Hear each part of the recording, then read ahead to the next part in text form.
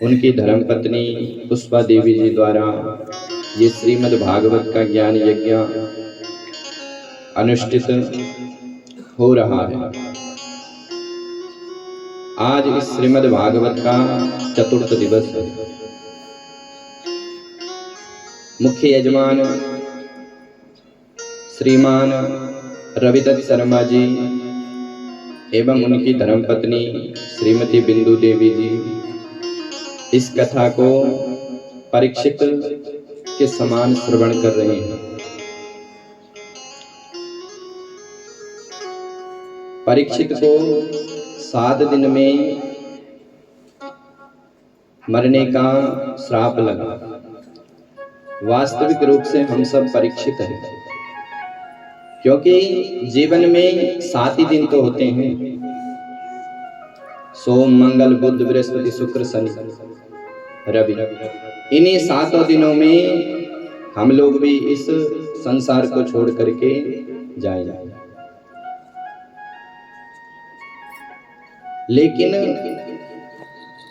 मृत्यु तो अटल है, आया है सो जाएगा, राजा रंग फकीर। सबने एक दिन इस संसार से जाना है। लेकिन जीवन की जो सार्थकता है वो क्या है? बोले जन्म लाभ परा पुंसा अंते नारायण स्मृति। जीवन का परम लाभ यही है कि अंत में भगवान नारायण की स्मृति बने, ताकि हमारा मरण भी सार्थक हो। तो महाराज परीक्षित ने सुखदेव जी का पूजन किया। येषां संस्मरणात् पुंसाम। परीक्षित कहते हैं कि गुरुदेव आप जैसे संत जिसके घर में आ जाए उसका घर तीर्थ बन जाता है। तीर्थी कुर्वन्ति तीर्थानि। पृथु महाराज कहते हैं कि अधनो तेपि धन्य यद गृहे आगतो भवान। पृथु महाराज के घर में जब सनक सनंदन सनातन सनत कुमार आए तो उन्होंने कहा कि हे महाराज, जिस घर चाहे छोटा ही क्यों ना हो, लेकिन अगर उस घर में संत ब्राह्मण आते रहते हैं तो अधना तेपि धन्य, वो निर्धन होने पर भी धन्य है। लेकिन घर चाहे कितना भी महल हो, लेकिन अगर उस घर में ब्राह्मण नहीं आते हैं, संतों का आगमन उस घर में नहीं रहता है, तो ब्यालालयो वै द्रुमा। बोले वो घर कैसा है? जैसे फलदार वृक्ष में फल लगे हुए हैं, लेकिन फल तो है पर उसमें ब्यालालयो माने सर्पों ने उस वृक्ष को घेर रखा है। अनेक सर्प उस वृक्ष पर है, तो उस वृक्ष का ना तो कोई फल खा सकता है, ना कोई उसकी छाया में बैठ सकता है। उसी प्रकार से घर कितना भी बड़ा हो, लेकिन अगर उस घर में साधु संत नहीं आते हैं तो ब्यालालयो वै द्रुमा। वो घर उसी वृक्ष के समान निरर्थक है जिस वृक्ष में हजारों नाग लिपटे हुए हैं। तो ये शाम संस्मरणात् पुंसाम। महाराज आप जैसे संत का दर्शन मैंने किया, अतः प्रक्षामि संसिद्धि योगिनाम परमं गुरु। आप योगियों के भी योगी है, अतः मेरा मार्गदर्शन करो। सुखदेव जी कहते परीक्षित, तुम्हारा प्रश्न लोक हित के लिए है, क्योंकि ये संसार मरण धर्मा है। इस मृत्यु लोक में जो आया है उसने एक दिन जाना है, लेकिन वहां जाने की तैयारी कोई नहीं करता। हम लोग जब विदेश जाते हैं तो महीने भर से तैयारियां चलती हैं। पासपोर्ट बना कि नहीं बना, वीजा तैयार है कि नहीं, लेकिन एक देश वहां भी है, लेकिन वहां के लिए सब निश्चिंत रहते हैं। इसलिए उस देश में जाने की भी तैयारी होनी चाहिए। तैयारी क्या? बोले जन्म लाभ परा पुंसा अंते नारायण स्मृति। अंत में भगवान की स्मृति होनी चाहिए। जन्म जन्म मुनि जतन कराई अंत राम कही। जब जीवन भर अभ्यास करेंगे तभी हम भगवान का स्मरण मरते समय कर पाएंगे, नहीं तो भगवान का स्मरण नहीं होगा। जीवन में जो किया है वही हम बुढ़ापे में करेंगे। इसलिए जीवन का सार एक ही है कि हरि का भजन करें। तो कल आपने सृष्टि का वर्णन श्रवण किया। भगवान ने ध्रुव जी पर कृपा करी। इन्हीं ध्रुव जी के वंश में आगे चल करके अनेक राजा हुए। ध्रुव जी ने जब भगवान की तपस्या करी तो भगवान ने ध्रुव जी से कहा, ध्रुव तुम कुछ वरदान मांगो। ध्रुव जी ने कहा, सरकार आपको आपके दर्शन के बाद अब मन में कोई लालसा नहीं है। भगवान ने कहा, पुत्र तुम नहीं मांगते हो तो मेरी इच्छा है कि तुम 36,000 वर्ष तक राज करो और उसके बाद मेरे ध्रुवलोक को दैवीप्यमान करो। ध्रुव जी महाराज को आशीर्वाद दिया। ध्रुव जी ने 2 विवाह किए, भ्रमी और इला नाम की कन्या से। इनके 2 पुत्र हुए, उत्कल और वत्सर। 36,000 वर्ष जब पूरा हो गया तो ध्रुव जी को लेने के लिए विमान प्रकट हुआ, विमान, और कहा सरकार आप इसमें चढ़ जाइए। जैसे ही ध्रुव जी चढ़ रहे थे तब तक सामने पर एक काली कलूटी स्त्री खड़ी हो गई। बोले महाराज आप मेरे को स्पर्श करके यहाँ पर चढ़ सकते हैं। ध्रुव जी ने कहा तुम्हारा परिचय क्या है? बोले महाराज मेरा नाम है मृत्युदेव, और इस संसार का नियम है कि पहले मृत्यु को स्वीकार करना है, फिर तुम अन्य लोक में जा सकते हो, चाहे स्वर्ग जाओ चाहे नरक जाओ। तो ध्रुव जी ने उस मृत्यु को कहा कि बोले तुम अपना सिर झुकाओ, और उस मृत्यु देवी ने अपना सिर झुकाया और मृत्योर मूर्धनि पदम दत्वा आरोहाद्भुतम गृहम, उसके सिर पर पैर रख करके ध्रुव जी उस विमान पर चढ़े। ये है भक्ति की शक्ति। मृत्यु कोई पूछ करके आती है क्या?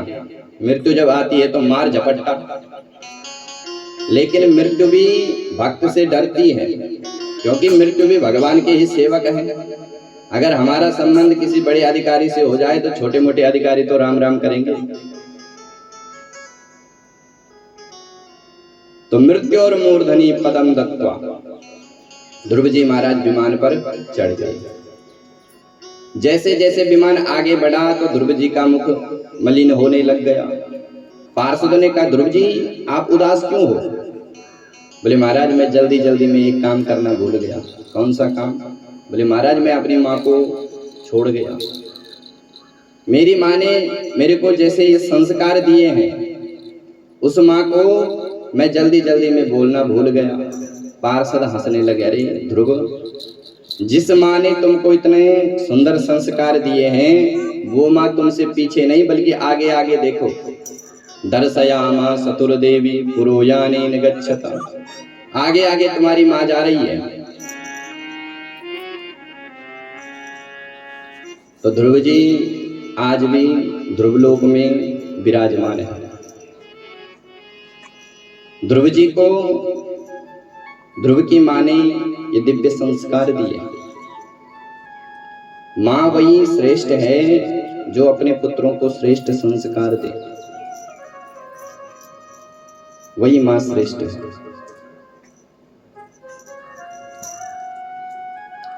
इस भारतवर्ष में 3 माताओं का स्मरण किया गया है। पहली माता है माँ मदालसा। दूसरी माता है सुमित्रा, जिसका पुत्र लक्ष्मण है। तीसरी माता है सुनीति। प्रथम माता है मां मदालसा। मां मदालसा का भी चरित्र बड़ा दिव्य चरित्र है। मां मदालसा के 4 पुत्र थे और मां मदालसा के मन में चारों के प्रति वात्सल्य था और चारों को ही सन्यासी बनाने के लिए प्रेरित कर रही थी। बोले चारों पुत्रों को कल्याण करूंगा। 3 का कल्याण हो गया, 1 पुत्र बचा था जिसका नाम था अलर्क। सोचा कि इसका भी कल्याण करूं, लेकिन पिता ने रोका। देवी, तुम चारों को सन्यासी बना दोगे तो राजपाट कौन करेगा? तो पिता के कहने पर मां मदालसा ने चौथे पुत्र को छोड़ दिया। धीरे धीरे अलर्क बड़ा हो रहा है, लेकिन मां के मन में ग्लानि है कि मैंने 3 का कल्याण किया लेकिन 1 पुत्र बचा हुआ है। एक दिन मां मदालसा ने एक चिट्ठी लिखी और उस चिट्ठी को पैक करके एक लॉकेट में धारण करवा दिया और अलर्क के गले में डाल दिया। बोले बेटा, जिस दिन तुम किम कर्तव्य विमूढ़ हो जाओगे, जिस दिन तुम्हारे मन में क्या करे क्या ना करे ये भावना आएगी, उसी दिन तुम इस चिट्ठी को खोल देना और इसमें जो लिखा है वो कर देना। ठीक है माता जी। समय बीता, अलर्क बड़ा हुआ, राजपाट संभालने लग गया। धीरे धीरे अलर्क जो है राजपाट में फंस गया। अब मां मदालसा ने विचार किया कि मैं भी बूढ़ी हो गई और मेरा कर्तव्य है कि पुत्र को सही शिक्षा देना, क्योंकि मां वही है जो अपने पुत्र को अच्छी शिक्षा दे। पुत्रवती जुगती जग सोही, रघुपति भगत जास सुत होई। तो मां मदालसा ने एक गुप्त मीटिंग बिठाई अपने भाइयों के साथ और कहा कि मेरे पुत्र पर आक्रमण करो। मां मदालसा के भाइयों ने कहा कि देवी, तुम कैसी बातें कर रही हो? तुम्हारे पुत्र पर हम आक्रमण क्यों करें? बोले मैं जो कह रही हूं वो करो। ठीक है। मां मदालसा के भाइयों ने अलर्क पर आक्रमण कर दिया। अलर्क की सेनाएं सारी तहस नहस हो गई। अंत में अलर्क परेशान हो गया कि अब मैं क्या करूं, कहां जाऊं। उसी समय उसको मां का स्मरण हो आया। बोले मां ने कहा था कि लॉकेट में जो लिखा है वही कर देना। उसने लॉकेट खोला और उसमें लिखा हुआ था, मुक्तोसी निरंजनोसी संसार माया परिव्रजतोसी, शुद्धोसी मुक्तोसी निरंजनोसी। बेटा, तो शुद्ध है, मुक्त है, निरंजन है, इस संसार की माया को छोड़ दे। उसी समय उसको वैराग्य हुआ और उसने सारा राजपाट छोड़ दिया। तब जाके मां मदालसा के मन में शांति हुई कि मैंने अपने पुत्र का कल्याण किया। वास्तव में मां का धर्म वही है कि पुत्र का कल्याण करे। तो आज सुनीति के दिव्य संस्कारों से ध्रुव जी अखंड रूप से ध्रुव लोक में विराजमान है। इन्हीं के वंश में आगे चल करके राजा हुए अंग। अंग बड़े धर्मात्मा थे, लेकिन इनका पुत्र वेन बड़ा नास्तिक हो गया। वेन ने जैसे राजगद्दी की सत्ता सौंपी, सत्ता संभाली, तो उसी समय जो है अपना भाषण चालू किया। बोले न यष्टव्यम न दातव्यम न होतव्यम दुजा क्वचित। बोले ना कोई यज्ञ करेगा, ना कोई अनुष्ठान करेगा, ना कोई दान करेगा। ब्राह्मणों ने समझाया, अरे वेन, तुम अपनी राजगद्दी संभालो, तुम हमारे धर्म कर्म पर क्यों रोक लगा रहे हो? संत कहते हैं कि राजन, व्यास गद्दी राजगद्दी का मार्गदर्शन करती है लेकिन राजगद्दी व्यास गद्दी का मार्गदर्शन नहीं करती। इस भारतवर्ष में 2 गद्दियां चली आई, व्यास गद्दी और राजगद्दी। राजगद्दी पर अगर महाराज दशरथ हैं तो व्यास गद्दी पर वशिष्ठ जी उनका मार्गदर्शन कर रहे हैं। तो संतों ने समझाया, लेकिन बेन संतों को ही गालियां देने लग गया। संतों को क्रोध आया और क्रोध में उच्च स्वर से बेन को फटकारना शुरू किया। हन्यताम ऐसा पापा प्रकृति दारुणा। जैसे ही संतों ने हुंकार ध्वनि करी तो बेन जो है धरती पर गिर गया निष्प्राण होकर के। अब संतों ने विचार किया कि हम तो इसको सुधार रहे थे, लेकिन ये तो सिधर गया, अब क्या करें। तो मंत्रों के द्वारा संतों ने बेन का मंथन किया। पहले तो बेन से काला व्यक्ति प्रकट हुआ और उसके बाद साक्षात पृथु भगवान प्रकट हो गए। बोलिए पृथु भगवान की जय हो। महाराज पृथु ने इस पृथ्वी पर गांव, नगर, पहाड़ों की अपनी अपनी जगह बनाई। नगर ग्रामों की जो व्यवस्था है वो पृथु महाराज के ही द्वारा है। उत्तराखंड में और हिमाचल में पहाड़ स्थापित कर दिए। गांव नगर को पृथु महाराज ने बनाया। धर्म की ध्वजा पृथु जी ने चारों तरफ से लहराई। बड़े बड़े महान यज्ञ किए। इन्हीं के वंश में आगे चल करके राजा हुए प्राचीन वरिही। राजा प्राचीन वरिही बड़े कर्मकांडी थे, लेकिन ये यज्ञ में हिंसक बलि करते थे। यज्ञ में बलि चढ़ा देते थे। एक दिन नारद जी प्रकट हुए, बोले प्राचीन वरिही जरा ऊपर देखो क्या है महाराज। जैसे ऊपर देखा तो सारे पशु प्राचीन वरिही को खाने के लिए घुर्रा रहे हैं। प्राचीन वरिही ने बोला सरकार ये क्या। बोले राजन तुमने इनको मारा है तो अब ये तुमको मारेंगे। बोले क्यों मारा। बोले तुमने इनको मारा। राजा कहता है कि महाराज मैं पंडित जी ने ऐसा विधान बताया इसलिए मैंने ऐसा किया। बोले गलत बात। बोले राजन हमारे शास्त्रों में बलि प्रथा प्रवृत्ति परक नहीं है बल्कि निवृत्ति परक है।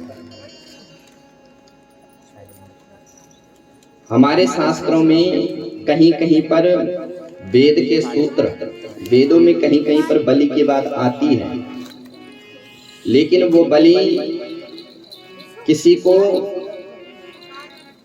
प्रवृत्त करने के लिए नहीं बल्कि वहां से छुड़ाने के लिए आई है। अथवा वेदों की जो भाषा है वो बड़ी टेढ़ी है। वेद कहते कुछ हैं और उसका अर्थ कुछ और ही निकलता है। वेदों को वही समझ पाता है जिसने वेद का खूब पठन पाठन किया है। नहीं तो अनाड़ी अगर वेद को पढ़ेगा तो वेद को ही विकृत कर देगा। सरस्वती जब किसी अल्पज्ञ के हाथ में जाती है तो रोने लग जाती है कि न जाने ये मेरे अर्थ का क्या अनर्थ कर देगा। इसलिए वेदों का अधिकार उसी को होना चाहिए जिसने वेद का अध्ययन किया है, गुरु परंपरा से जिसने वेद को पढ़ा है। हमारे शास्त्री जी वेद का अध्ययन करते हैं। पवन रनाकोटी जी तबला पर है। तो गुरु परंपरा से ही वेद को पढ़ा जाता है। ऐसा नहीं कि वेद बाजार से लेकर के आ गए और पढ़ लिया। वेद का नाम है श्रुति। श्रुति माने श्रवण करने से ही वो हमारे जीवन में उतरती है। तो वेदों की भाषा वही जानता है जिसने उसका अध्ययन किया है। नहीं तो कोई अनाड़ी व्यक्ति पढ़ेगा तो उसके अर्थ का ही अनर्थ कर देगा। परोक्षवाद वेदोयम बालानाम अनुशासन। जैसे बालकों की भाषा होती है, ततोवर कन्यायाम हृदयम आलेव। विवाह पद्धति में एक सूत्र आता है कि ततोवर कन्यायाम हृदयम आलेव। बोले अब इस विधि के बाद वधू जो है पुरुष के हृदय का स्पर्श करे। तो वहां पर स्पर्श लिखा है, लेकिन आलेव के दो अर्थ होते हैं, एक स्पर्श और एक काटना। तो अर्थ जो है देश काल परिस्थिति के अनुसार लगाया जाता है, जहां पर जो अर्थ ठीक बैठ रहा है, क्योंकि हर शब्द के अनेक अर्थ होते हैं। तो वहां पर काटना नहीं है, वहां पर स्पर्श करना है। जैसे नमक का नाम है सेंधा, संस्कृत में नमक को सेंधा कहते हैं। अब महाराज पंडित जी लोग फलाहार करने के लिए बैठे हैं और पंडित जी ने मंगाया कि जरा सेंधा लेकर के, और आप वहां पर घोड़ा लेकर के, क्योंकि घोड़े का नाम भी सेंधा है। तो अर्थ जो है देश काल परिस्थिति देख करके लगाया जाता है। उदाहरण से समझो, एक बार एक क्षेत्र के राजा साहब थे, राजा बड़े प्रतापी राजा थे। पर राजा को जो है मांड पीड़ने की आदत थी। मांड समझते हैं, जो चावलों से निकलता है, पहले जमाने में निकलता था, अब तो सीटी बच जाती है, अब मांड मूंड कुछ नहीं निकलता है। तो पुराने जमाने में जो है मांड को निकाला जाता था। तो राजा साहब को बड़ा अच्छा लगता था, और अपना अपना स्वाद है, अपनी अपनी पसंद। तो एक दिन राजा साहब के पास अनेक उद्योगपति राजा आए थे, कुछ विषय पर चर्चा हो रही थी। तो राजा की पत्नी ने मांड को कटोरे में निकाला और अपने पुत्र से कहा, बेटा जाओ अपने पिता से कहो कि मांड आकर के पी लो। अब बेटा दौड़ा दौड़ा गया। अब बेटे ने जैसे देखा कि पिताजी तो कुछ गूढ़ विषय पर चर्चा कर रहे हैं, और सबके सामने कहूंगा कि पिताजी मांड पी लीजिए, तो पिताजी की तो बेइज्जती हो जाएगी। तो बेटे ने संकेतक भाषा में पिता को बताया, बोले पिताजी धानुपुर से माड़ू जी आए हैं, कठोता घाट पर रुके हुए हैं, जल्दी से मिल लीजिए, नहीं तो शीतलपुर की ओर चले जाएंगे। अब राजा विषय से परिचित थे, तो राजा ने समझ लिया, धानु मने धान से, माड़ू मने माड़ निकला हुआ है, कठोते घाट अर्थात कटोरे में रुका हुआ है, कटोरे में रखा है, मैं जल्दी से पी लेता हूं, नहीं तो शीतलपुर मने ठंडा हो जाएगा। पर जो अन्य लोग थे उनको पल्ले नहीं पड़ा। उन्होंने सोचा कि धानुपुर से, धानु नाम का कोई नगर होगा, वहां से कोई माड़ू जी आए होंगे और राजा साहब से मिलना होगा, नहीं तो शीतलपुर की ओर चले जाएंगे। तो वेद की भाषा भी ऐसे ही है। वेद का जिसने अध्ययन किया है वही उसके सही अर्थ से परिचित हो सकता है, नहीं तो अर्थ का अनर्थ कर देगा। तो प्राचीन वर्गी ने कहा कि महाराज मैंने ये विधान नहीं बताए, ये तो पंडित जी ने बताया। बोले गलत बात है, बिल्कुल गलत है। हमारे वेदों में कहीं कहीं पर हिंसा की बात है, लेकिन वो निवृत्ति परक है, मैंने छुड़ा रहे हैं, वहां से लगा नहीं रहे। जैसे एक बार आश्रम में एक बालक जो है बीड़ी पीता था, तो बीड़ी पीता था तो किसी ने गुरुजी से शिकायत करी। गुरुजी ने उसको खूब फटकारा, मूर्ख, तो बीड़ी पीता है, हमारे आश्रम का नाम बदनाम करेगा। बोले गुरुजी मन तो मेरा करता है कि मैं छोड़ दूं, लेकिन मेरे से छूटती नहीं है, क्या करूंगा। तो गुरुजी ने कहा बेटा तू ऐसा कर कि हफ्ते में एक दिन पिया कर, रविवार को जो है बीड़ी पी लेना, बाकी 6 दिन छोड़ देना। तो गुरुजी ने इसलिए कहा कि भाई इसकी निवृत्ति हो जाएगी, धीरे धीरे धीरे धीरे वो फिर छोड़ देगा। पर जैसे रविवार आया तो महाराज जो चौराहे पर बीड़ी पीने लग गया। शिष्यों ने कहा रे बीड़ी पीता है? बोले गुरुजी ने कहा है कि रविवार को बीड़ी पीनी चाहिए, तुम भी पियो। तो अब गुरुजी ने किस भाव से कहा तो उसने समझा नहीं। गुरुजी ने तो इसलिए कहा कि अगर ये 7 दिन में 6 दिन छोड़ देगा तो धीरे धीरे इसके ये जो व्यसन है ये छूट जाएगा। तो उसी प्रकार से वेदों में कहीं कहीं पर जो है यज्ञ में बलि की बात है कि साल भर में अगर कोई यज्ञ करेगा तो उसमें अगर जो तामसिक देवता होते हैं, तामसिक जो कई ऐसे देवता होते हैं जिनको ये मांस मदिरा का सेवन देते हैं, कई ऐसे राक्षस भी होते हैं। जैसे माँ भगवती वज्रेश्वरी के साथ महिषासुर की पूजा होती है तो महिषासुर को जो है बलि चाहिए। ऐसे ऐसे कई उदाहरण हैं, क्योंकि वज्रेश्वरी माँ के साथ महिषासुर का भयंकर युद्ध हुआ। देवी भागवत में इसका पूरा वर्णन है और हमने अभी जो देवी भागवत की कथा थी वो YouTube पर डाली है।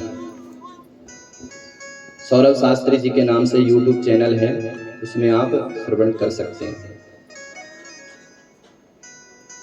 तो प्राचीन बलि को जो है नारद जी ने खूब समझाया। अंत में प्राचीन बलि को बात समझ में आई। इन्हीं के वंश में आगे चल करके प्रचेता गण हुए।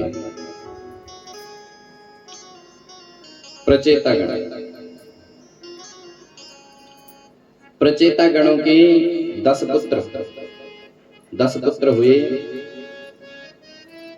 और इन 10 पुत्रों ने नारद जी से भगवत प्राप्ति का सरलतम साधन पूछा कि हे नारद जी, भगवान की प्राप्ति का सबसे सरल साधन क्या है, वो हमको बताइए।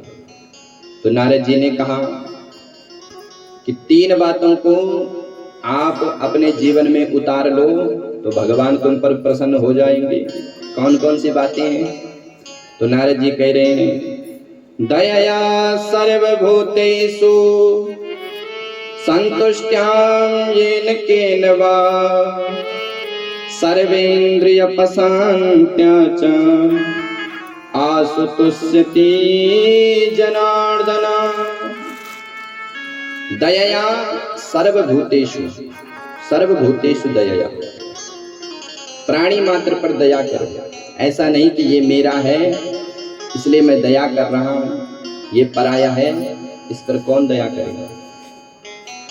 दयया सर्वभूतेषु, अगर आप अपने बच्चे पर दया कर रहे हैं तो वो दया नहीं बल्कि वो आसक्ति है, और आसक्ति बंधन का कारण है।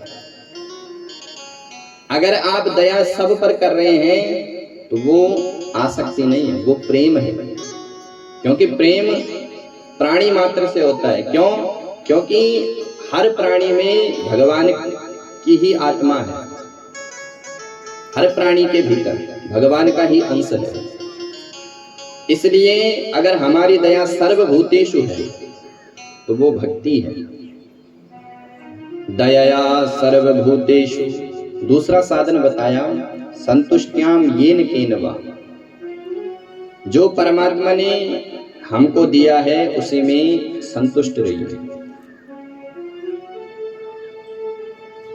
संतुष्ट्याम येन केन वा, भगवान की कृपा का सतत जीव को अनुभव करना चाहिए कि परमात्मा ने हमको जो दिया है वो सर्वश्रेष्ठ है।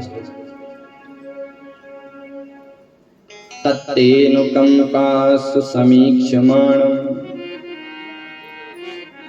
ते अनुकंपा सुसमीक्षमाण, भगवान की अनुकंपा का सतत जीव को अनुभव करना चाहिए कि परमात्मा ने हमको कितना कुछ दिया है। संतुष्ट रहने का एक और साधन भी है। अगर जीवन में संतुष्ट रहना है तो अपने से नीचे के लोगों को देखो,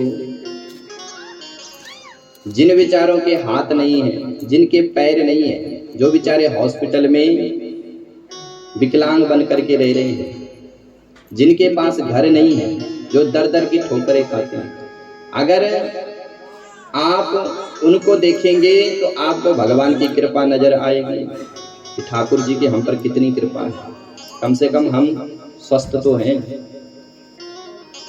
लेकिन हम लोगों की दृष्टि तो हमेशा ऊपर के लोगों पर होती है। वह फलाने के पास देखो कैसी गाड़ी, जब घर के बाहर से निकलता है तो ऐसा लगता है महाराज जैसे कोई जहाज जा रहा है। तो हमको ईर्ष्या होती है कि भगवान ने हमको नहीं दिया। अपने से बड़े को देखोगे तो ईर्ष्या होगी, लेकिन अपने से छोटे लोगों को देखोगे तो भगवान की कृपा नजर आएगी। संतुष्ट्याम येन केन वा। एक बार एक व्यक्ति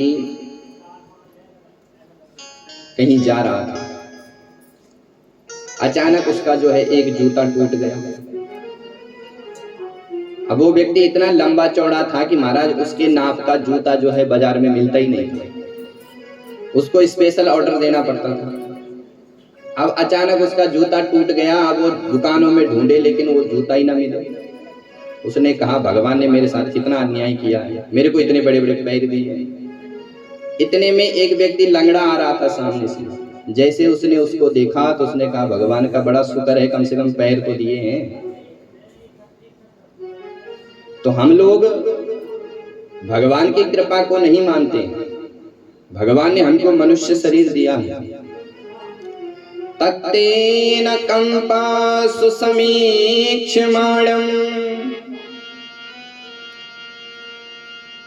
तत्तेनु कंपासु समीक्षमाणम् भुंजान एवात्मकृतं विपाकं हृदवाग बपुर्भिः विदधन् नमस्ते जीवेत यो मुक्ति पदे सदायः।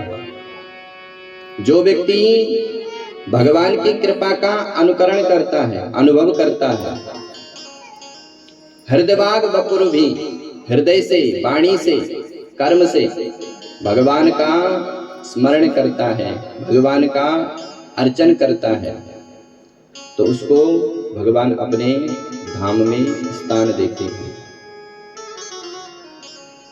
संतुष्ट्याम येन केन वा और सर्वेंद्रिय पशान्त्या च। तीसरा साधन बता रहे हैं कि इंद्रियों को संयम करो। सर्वेंद्रिय पशान्त्या च आसुतुष्यति जनार्दन। जिन्होंने इन तीन बातों को अपने जीवन में धारण कर लिया उन पर भगवान शीघ्र प्रसन्न हो जाते हैं। इसी के साथ चतुर्थ स्कंद को प्रणाम। पंचम स्कंद में मनु महाराज के बड़े बेटे का वर्णन है, प्रियव्रत। प्रियव्रत महाराज बड़े ही धार्मिक राजा थे। एक बार प्रियव्रत ने मन ही मन में विचार किया कि ये रात्रि क्यों होती है, अगर रात्रि ना हो तो भारतवर्ष कितना विकास करे। तो मन में आया कि मैं इस पृथ्वी पर जो है रात होने नहीं दूंगा। तो रथेन ज्योतिर्मयेन रजनीमपि करिष्यामि। ऐसा एक तेजोमय रथ का निर्माण किया कि इस पृथ्वी पर 7 दिन तक रात्रि नहीं भई। और उस रथ को लेकर के पृथ्वी का चक्कर लगाया। जब ब्रह्मा जी ने देखा कि पृथ्वी पर रात्रि नहीं हो रही है तो ब्रह्मा जी प्रकट हुए। बोले बेटा गड़बड़ मत करो। बोले बेटा मैंने जो इस संसार में जो कुछ बनाया है कुछ भी निरर्थक नहीं है।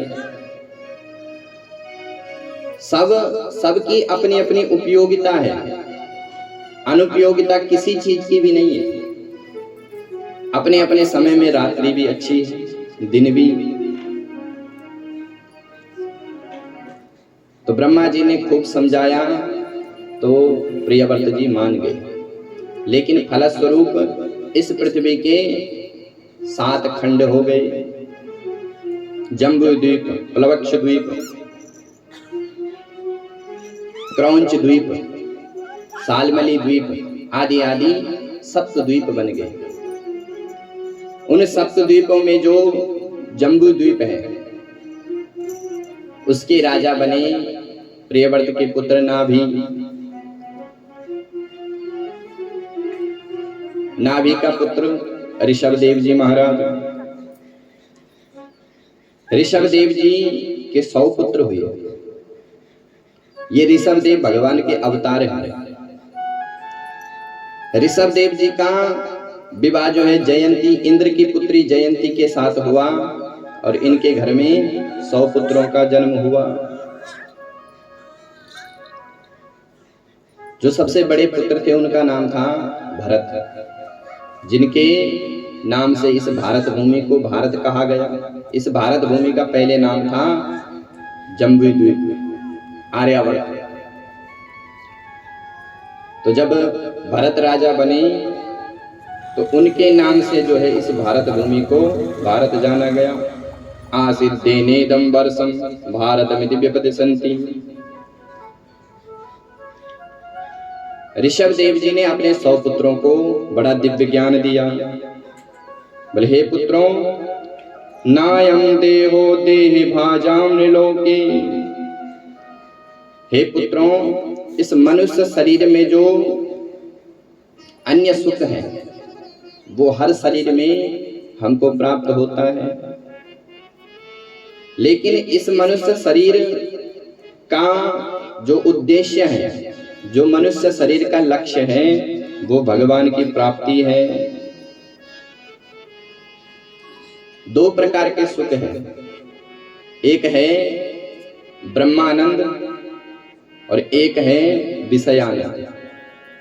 विषयानंद जो है वो हमको हर शरीर में मिलेगा, कुत्ता, बिल्ली, भैंस, चूहा, हर कहीं जो है विषयानंद का अनुभव होता है।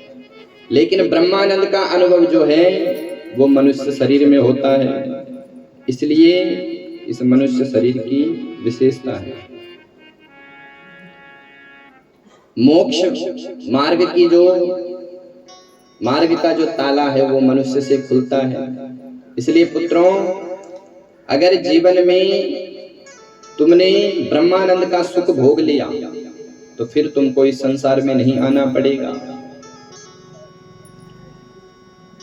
जीव के 2 संबंध होते हैं, एक नाद संबंध और एक बिंदु संबंध। बिंदु संबंध है कि जिन माता पिता ने हमको जन्म दिया है उन्हीं से हमारा संबंध चल रहा है। लेकिन एक नाद संबंध होता है। कैसा? बोले जब हम किसी गुरु से दीक्षा लेते हैं तो हम उसके पुत्र कहलाते हैं, फिर हम उनके वंशज कहलाते हैं। ये है नाद संबंध।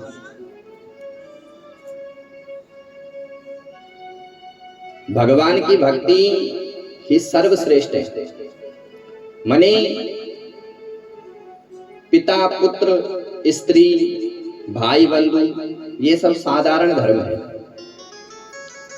लेकिन जिस गुरु ने हमको मंत्र दीक्षा दी है वो यात्रा इस लोक की नहीं, बल्कि वो यात्रा उस लोक की, इसलिए उसको परम धर्म कहा गया।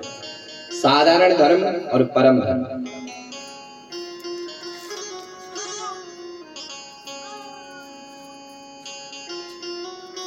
घर परिवार अगर तुम्हारी भक्ति में बाधक बन रहे हैं, उस नाद संबंध में बाधक बन रहे हैं, तो घर वाले का भी धीरे धीरे आपको वहां से मन हटाना पड़ेगा। क्योंकि जब व्यक्ति भगवान की भक्ति की ओर अग्रसर होता है तो घर के जो संबंधी है वही बाद में बाधक बन जाते हैं। जैसे मीरा जी भगवान का भजन करते हैं। संतन संग बैठ बैठ लोक लाज खोई, मेरे तो गिरधर गोपाल दूसरो न कोई। लेकिन दूसरा तभी खत्म होता है, पहले गिरधर गोपाल को अपना माने। भाई खारे पानी में अगर तुमने शुद्ध जल भरना है तो पहले खारे पानी को हटाना पड़ेगा। तो मन में जब तक संसार की वासना है तब तक गिरधर गोपाल अपने नहीं लगेंगे। मेरे तो गिरधर गोपाल दूसरो न कोई। तो मीरा जी भजन करती, लेकिन मीरा जी के जो संबंधी है, घर परिवार वाले हैं, वो उनको भजन करने से रोक देते। बोले मीरा जी तुम राजघराने की बहू हो और ऐसे तुम संतों के बीच में जाती हो, ये बिल्कुल अनुचित है। तो मीरा जी किम कर्तव्य विमूढ़ हो गए कि मुझे क्या करना है। तो मीरा जी ने गोस्वामी तुलसीदास जी को एक पत्र भेजा अयोध्या। बोले महाराज मेरे घर के संबंधी जो है मेरे को भजन से रोक रही है, मुझे क्या करना है। तो गोस्वामी जी ने टिप्पणी लिखी, जाके प्रियन राम वैदेही तजय कोटि बैरी सम यद्यपि परम स्नेही। हे मीरा, जाके प्रियन राम वैदेही, जो जीव भगवान से प्रेम नहीं करता है उनको आप त्याग दो, चाहे आपका उनसे रक्त संबंध क्यों नहीं है। जो जीव भगवान की भक्ति में हमारा बाधक बनता है, वो जीव कितना भी प्रिय क्यों ना हो, फिर भी उसका त्याग करो। मीरा जी ने कहा, महाराज आप ऐसी कैसे बातें कर रहे हैं? घर परिवार का त्याग करना इतना सरल है क्या?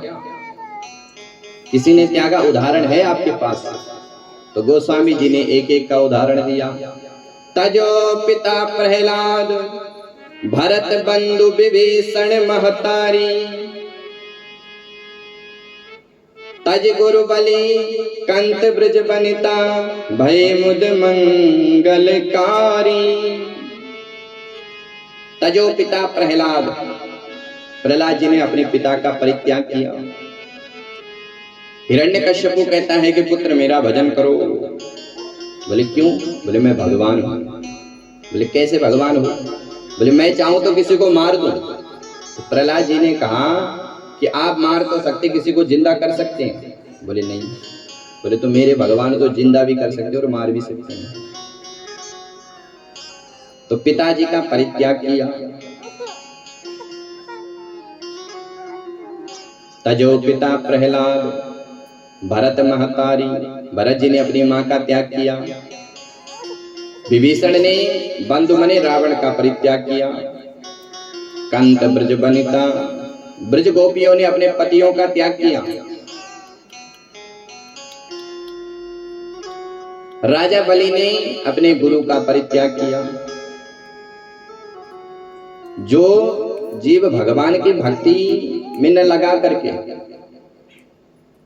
अपना ही भजन बताए, वो गुरु नहीं है।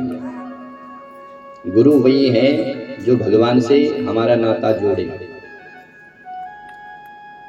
तो ऋषभ देव जी कहते हैं कि पुत्रों, जीवन में भगवान का ही भजन सर्वश्रेष्ठ है। अंत में ऋषभ देव जी परमहंस की गति को स्थापित हुए। इनके जो बड़े बेटा भरत थे, उन्होंने राजगति को संभाला। भरत जी ने भी चारों आश्रमों का पालन किया। अंत में जो है पुला आश्रम में गंडकी नदी के किनारे अपना आश्रम बनाया और वहीं पर भगवान का भजन करते। एक दिन की बात, गंडकी नदी में भरत जी ने स्नान किया और स्नान उपरांत जब सूर्य अर्घ दे रहे थे, उसी समय एक शेर जो है एक मृगी का पीछा करते करते भाग रही थी। वो मृगी गर्भवती थी। उस सिंह के डर से उस गर्भवती मृगी ने जो है उस नदी को पार करने के लिए छलांग लगाई। अचानक जो है उसका शिशु उस पानी में गिर गया। हिरनी जो है आगे चल करके मर गई। अब भरत जी ने विचार किया कि ये नन्हा शिशु, अगर मैं इसको नहीं बचाऊंगा तो ये मर जाएगा। दया धर्म का मूल है, दया करनी चाहिए। लेकिन भरत जी ने दया नहीं बल्कि आसक्ति कर बैठे।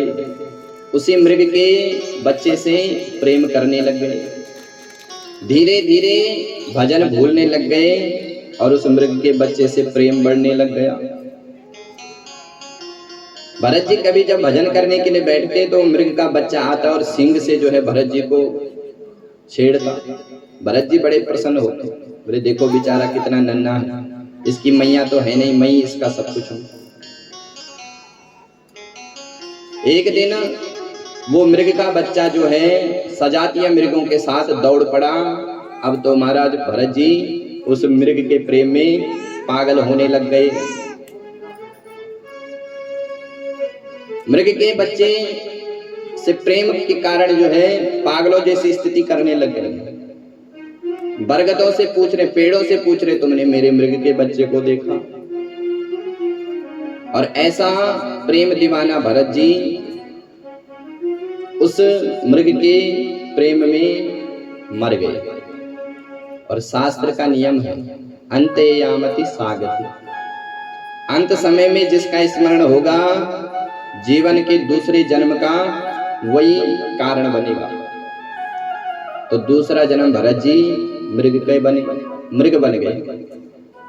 लेकिन भजन जो है कभी निरर्थक नहीं होता है। मृग तो बने लेकिन पूर्व जन्म की स्मृति बनी थी कि हम पूर्व में भरत थे। लेकिन देखो मृग के प्रेम से आज हम उस भरत राजा से पशु बन गए।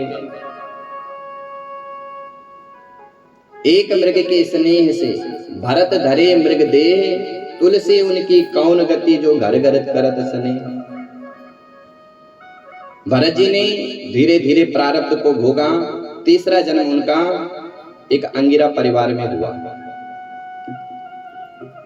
अब भरत जी ने विचार किया कि अब हम दुनियादारी के चक्कर में नहीं पड़ेंगे, अब तो महाराज हम भगवान का भजन करेंगे। तो भरत जी ब्राह्मण परिवार में जन्मे थे। तो भरत जी के पिता ने भरत जी को गायत्री मंत्र सिखाया। बोले बेटा आज तुमको गायत्री मंत्र पढ़ाएंगे। बोले हाँ पिताजी पढ़ाओ। पूरे दिन गायत्री मंत्र कान में सुनाया। बाद में कहा कि बेटा मंत्र याद हुआ? बोले पिताजी मंत्र तो याद नहीं हुआ, लेकिन जितनी देर में आप मंत्र पढ़ा रहे थे उतनी देर में उस छिद्र में जो है 999 चींटी चली गई। भरत जी के पिता को क्रोध आया। बोले मूर्ख तू जड़ है, मैं तेरे को क्या पढ़ा रहा हूं, तू क्या देख रहा है? नाम रख दिया जड़ भरत। भरत जी ने कहा बड़ी कृपा, पागलपन की मोर लग गई। अब ना विवाह होगा ना किसी से कोई मतलब होगा। भरत जी के 4 भाई और थे। उन चारों ने जैसे तैसे भरत जी का भरण पोषण कर रहे थे, लेकिन भरत जी की जो भाभियां थी वो बड़ी चिड़चिड़ थी। बोले हम तो अपने पति देव को बढ़िया बढ़िया परांठे खिलाते हैं, लेकिन फिर भी 1.5 हड्डी के, और इसको सूखे टिक्कड़ खिलाते रात के बने, और देखो हृष्ट पुष्ट शरीर। वास्तव में ऐसा ही होता है। तुलसी बिरवा बाग की सींचत ही मुरझाए, राम भरोसे जे रहे पर्वत पे हरि आए। जिस बिरवा को हम नित्य सींचते हैं वो धीरे धीरे पतला होता है, सूख जाता है, लेकिन जो राम जी के भरोसे में बड़े बड़े वृक्ष हैं वो हरे भरे हैं। घर वालों ने जो है भरत जी की झोपड़ी जो है खेतों में रख डाल दी। बोले यहीं पर रहो, खेतों की रक्षा करो। एक दिन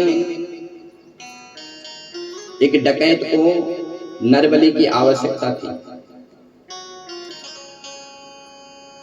तो उस डकैतों के सरदार ने कहा कि किसी नर को लेकर आओ।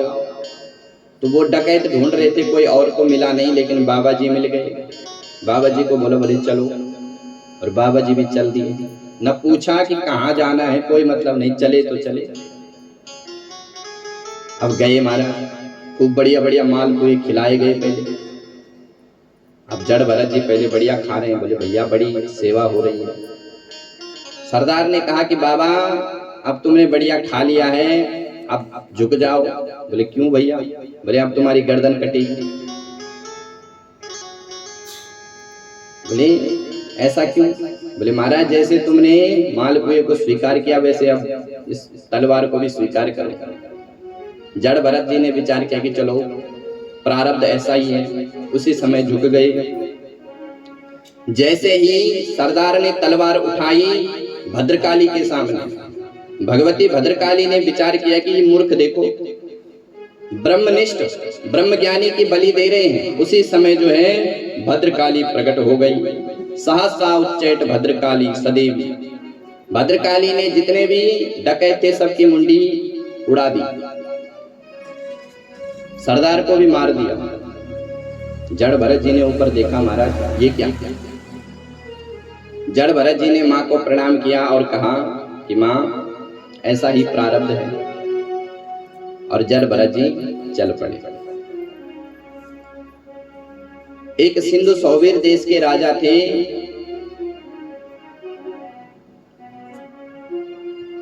रहुगण।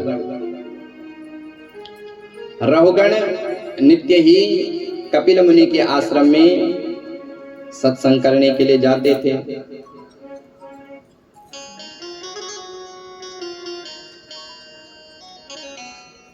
तो जब सत्संग करने के लिए जाते थे तो उनको पालकी पर ढोया जाता था, पालकी पे ले जाया जाता था।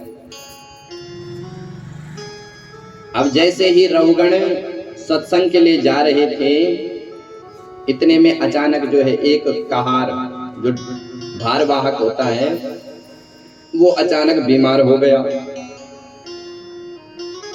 अब बीमार हो गया तो वाहकों ने कहा, सरकार एक वाहक बीमार हो गया। बोले तो जो मिलता है रास्ते में उसी को लगा लो। और तो कोई मिला नहीं, बाबा जी मिल गए।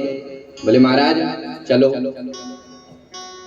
बोले तुमको जो है ये पालकी ढोनी है। बोले धर दो कंधे पर। और पालकी ढोने लग गए। अब वाहकों की तो गति अपनी अपनी होती है, जल्दी जल्दी चलते हैं। अब बाबा जी तो मस्त मलंगा अपने में चल रहे हैं। जो महापुरुष होते हैं वो जब चलते हैं तो नीचे देख करके चलते हैं कि कहीं पैर के नीचे कोई चींटा ना आ जाए, कोई जीव ना आ जाए। जैसे ही जड़ भरत जी पालकी में चल रहे थे, अचानक पैर के नीचे एक चींटी आई। तो उस चींटी को बचाने के लिए बाबा जी ने एकदम से छलांग लगाई। और भारवाहक छलांग लगाएगा तो पालकी में रहने वाले की क्या स्थिति होगी। पालकी डगमगाई और राजा रहुगण की खोपड़ी चट।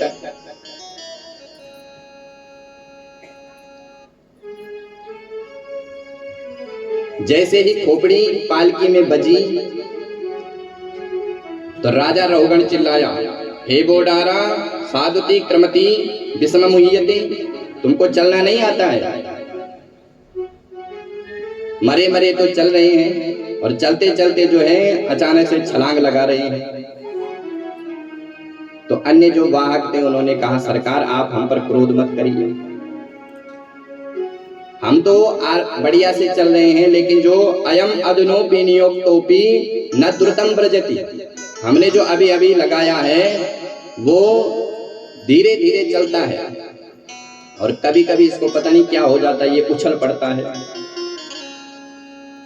अब तो महाराज राजा ने देखा शरीर भी बिल्कुल हिष्ट पुष्ट है।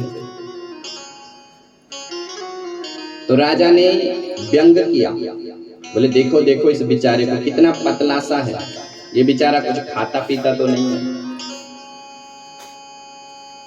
अब व्यंग के बाण मारे, लेकिन रहुगण तो परमहंस है, उनको कोई फर्क ही नहीं पड़ा। उनकी तरफ से कोई गाली दो, कोई स्तुति करो, कोई मतलब नहीं। अब जैसे ही धीरे धीरे और आगे बढ़े कि इतने में फिर से एक और चींटी दिखाई पड़ी। जड़ भरत जी ने फिर से छलांग लगाई, पालकी डगमगाई और राजा की खोपड़ी चट। अब तो महाराज राजा को क्रोध आया और क्रोध में जो है उस जड़ भरत जी को फटकार लगाई। प्रमतस्य चते करोमि चिकित्सम दंड पाणि। ए मूर्ख, तू क्या समझता है कि मैं चुप हूं? तेरा ऐसा हाल करूंगा, चिकित्सा इव पाणि रिव, दंड पाणि रिव। जैसे यमराज पापियों को कष्ट देते हैं उसी प्रकार से मैं तेरा हाल करूंगा। अब तो जड़ भरत जी ने विचार किया कि आज बोलना पड़ेगा। आज से पहले कभी नहीं बोले, लेकिन आज बोल रहे हैं। क्यों बोल रहे हैं? आज कथा के बीच में हमारे परम पूज्य आचार्य मुकेश जी, हमारे मामा जी हैं, कथा में आए हैं। कांगू में लक्ष्मी नारायण मंदिर में सेवा करते हैं।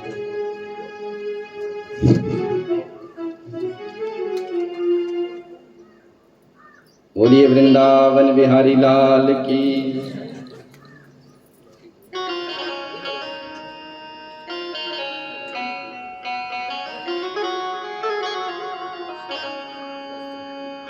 राधे राधे गोविंद गोविंद राधे, राधे राधे गोविंद गोविंद राधे, राधे राधे गोविंद गोविंद राधे, राधे राधे गोविंद गोविंद राधे, गोविंद राधे गोपाल राधे, गोविंद राधे गोपाल राधे, राधे राधे गोविंद गोविंद राधे, राधे राधे गोविंद गोविंद राधे, राधे राधे गोविंद गोविंद राधे, राधे राधे गोविंद गोविंद राधे, गोविंद राधे गोविंद राधे, गोपाल राधे गोपाल राधे, गोविंद राधे। बोलिए राधा रमण भगवान की जय हो। तो आज रहुगण जी बोल पड़े। क्यों? श्री भरत जी ने विचार किया कि अगर आज हम नहीं बोलेंगे तो रहुगण नरक में जाएगा। क्यों?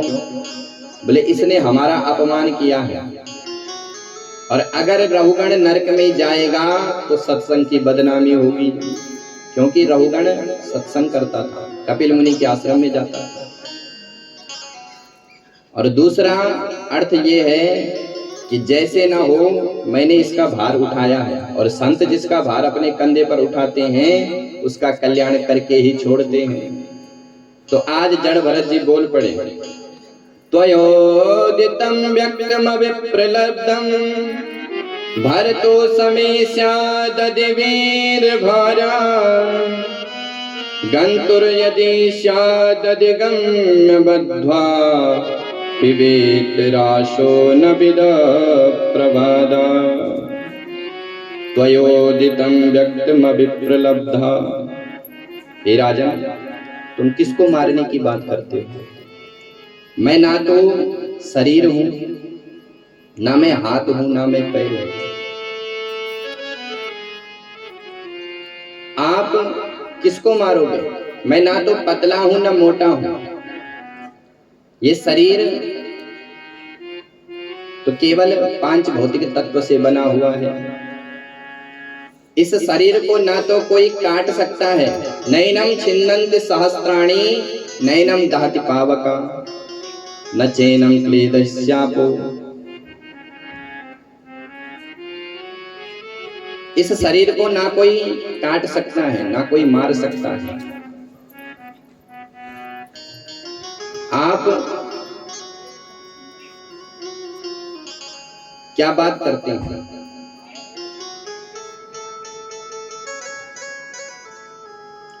जैसे ही रहुगण ने ये शब्द कहे, भरत जी ने ये शब्द कहे, तो रहुगण की आंखें खुल गई। रहुगण ने कहा कि इन बातों को तो मैं सत्संग में सुनता था, लगता है ये कोई साधारण नहीं है। जैसे ही ध्यान से देखा तो महाराज मोटा सा जनेऊ दिखाई पड़ा। जैसे जनेऊ का दर्शन हुआ तो महाराज रहुगण पालकी से कूद पड़ा और प्रार्थना करने लग गया। कस्त्वं निगूढ़श्चरसि द्विजाना विवरसि सूत्रं कतमो वदूता। हे महाराज, आप कौन हैं? मुझे तो लगता है कि आप कोई ब्राह्मण हैं। महाराज, मैं किसी से नहीं डरता, ना हम विशंके सुरराज वज्रान, मैं इंद्र के वज्र से नहीं डरता, ना मुझे यमराज के काल दंड से डर लगता है। यमस्य दंडात् न भयात् नाग नरक शूलात्। मुझे तो महाराज डर लगता है तो ब्राह्मणों के क्रोध से डर लगता है। ब्राह्मण अगर क्रोधित हो गया तो जितनी भी वंशावली है वो सब नष्ट हो जाएगी।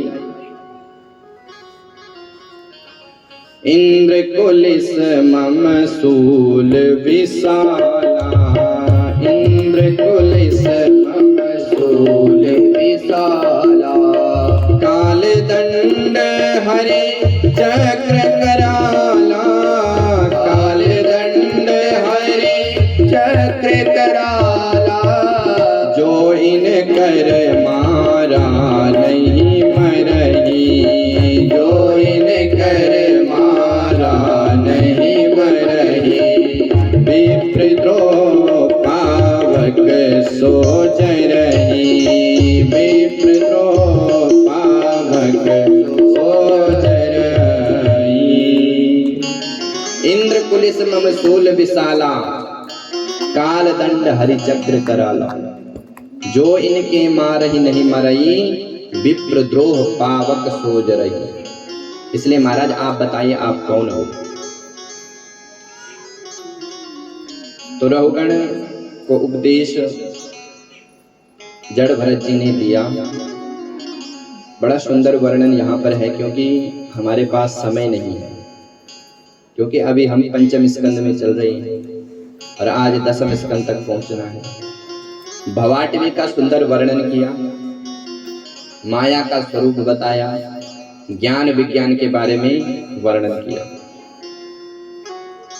सुखदेव जी कहते परीक्षित, आगे सुखदेव जी ने भूगोल और खगोल का भी वर्णन किया। जम्बू द्वीप के 9 खंड, उन खंडों का भी विस्तार से वर्णन किया। बोलिए वृंदावन बिहारी लाल की जय हो। आगे परीक्षित ने एक और प्रश्न किया कि गुरुदेव नरक कहाँ है?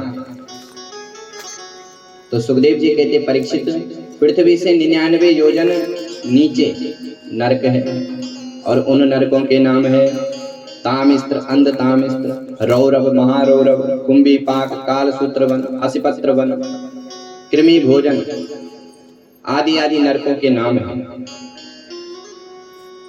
सुखदेव जी कहते परीक्षित, जो व्यक्ति पर संपदा का हरण करता है, पर हत्याम पर पत्याम कालपाशबद्धो यम पुरुषेर अति भयानक नरके निपात्यते, जो दूसरे की संपत्ति का हरण करता है, जीवों का मांस भक्षण करता है, वो असिपत्र नाम के नरक में गिर जाता है। यमराज के दूत जो हैं कालपाशबद्धो यम पुरुषेर अति भयानक नरके निपात्यते, नरक में डाल देते हैं। जो जीव बेईमानी करता है, दूसरे के धन का हरण करता है, उसको जो है यमराज रुरु नाम के नरक में फेंक देते हैं, रौरव नाम के नरक। वहां पर रुरु नाम के बड़े भयंकर जानवर होते हैं जो उस जीव को मार देते हैं। सुखदेव जी कहते परीक्षित, जो मदिरा का पान करता है उसको उतने कल्प तक नरक में भोगना पड़ता है जितने उस जीव में रोम है।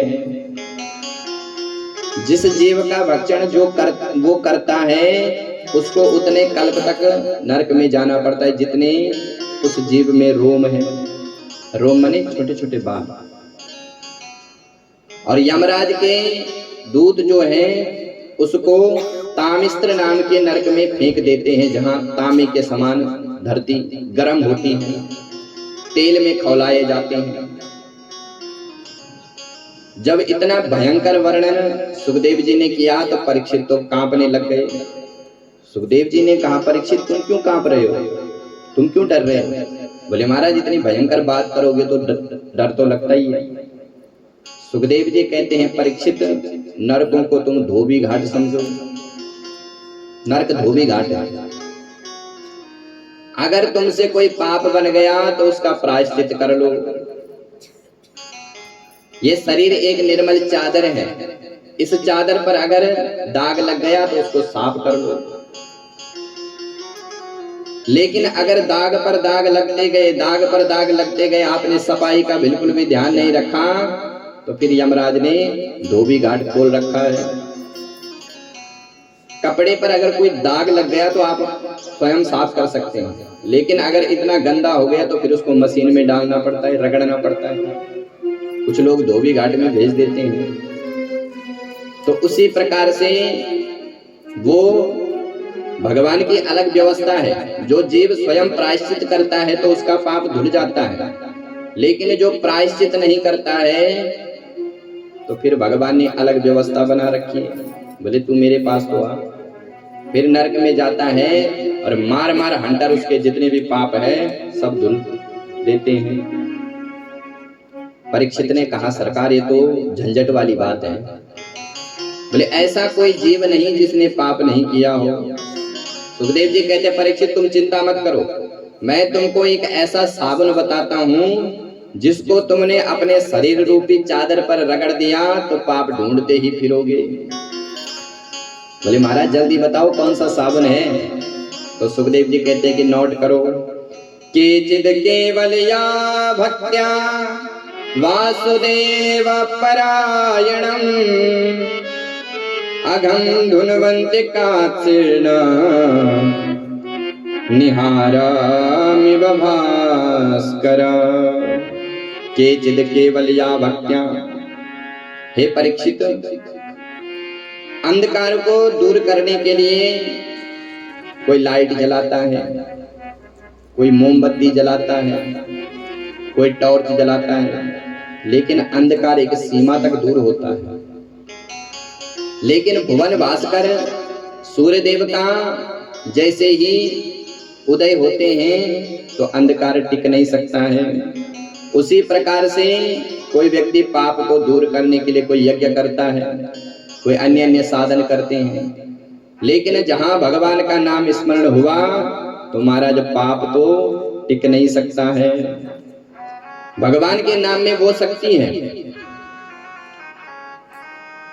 भगवान का नाम जिसने अपनी जिह्वा से एक बार निकाल दिया तो उसका उद्धार हो गया। परीक्षित ने कहा महाराज बात मेरे को जमी नहीं। क्यों? बोले कोई उदाहरण है आपके पास कि नाम के प्रभाव से कोई उद्धार हुआ होगा किसी का?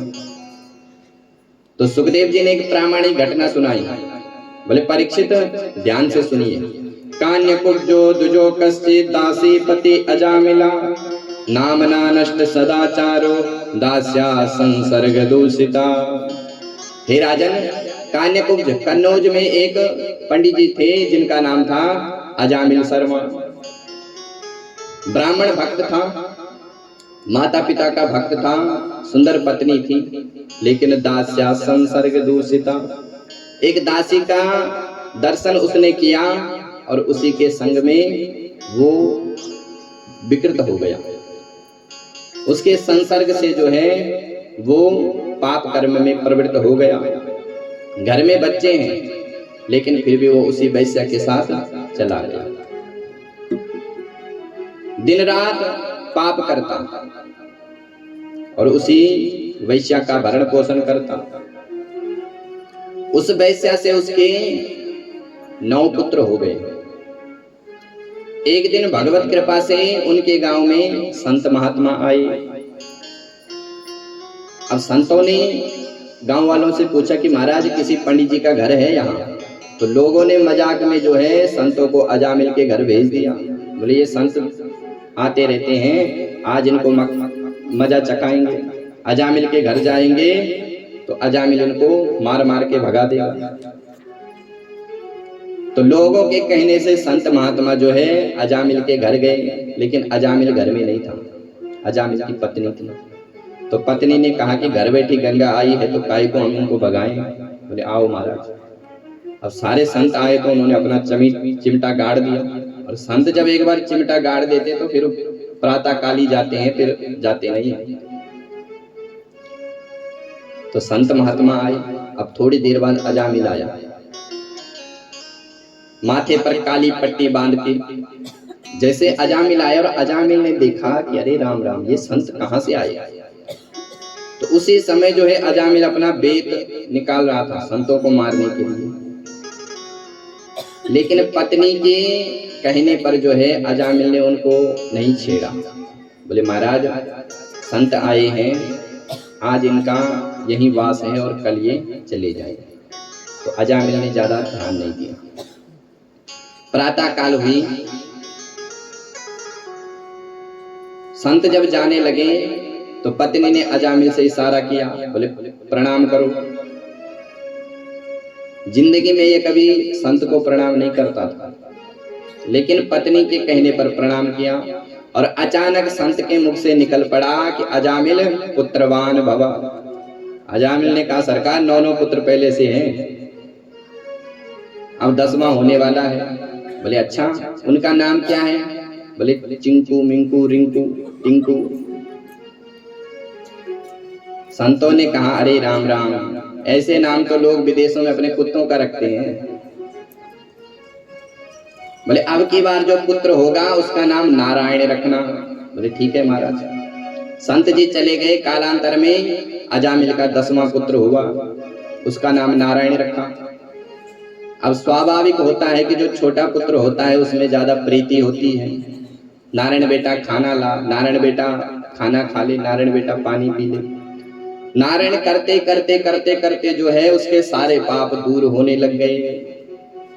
एक दिन जब मृत्यु का समय निकट आया तो काले काले दूत यमराज को मारने के लिए आए और यमराज ने प्रत्यक्ष देखा कि मेरे को मारने के लिए ये काले दूत आ रहे हैं। उसी समय जो है नारायण को अजामिल ने बड़े जोर से पुकारा, दूरे क्रीडन का सक्तम पुत्रम नारायणाभयम्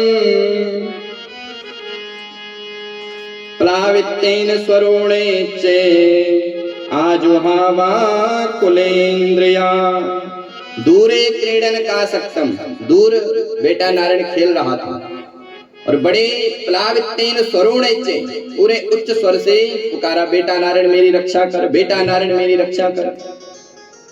और जैसे नारायण पुकारा उसी समय जो है भगवान विष्णु के पार्षद प्रकट हो गए और यमराज के दूतों को मार धक्का भगा दिया। यमराज के दूतों ने कहा अरे भैया तुम कौन हो, कहां से आए? भगवान के पार्षदों ने कहा कि तुम कौन हो, तुम अपना परिचय दो। बोले महाराज हम यमराज के दूत हैं। बोले क्यों आए हो? बोले पापियों को पकड़ने का काम हम करते हैं।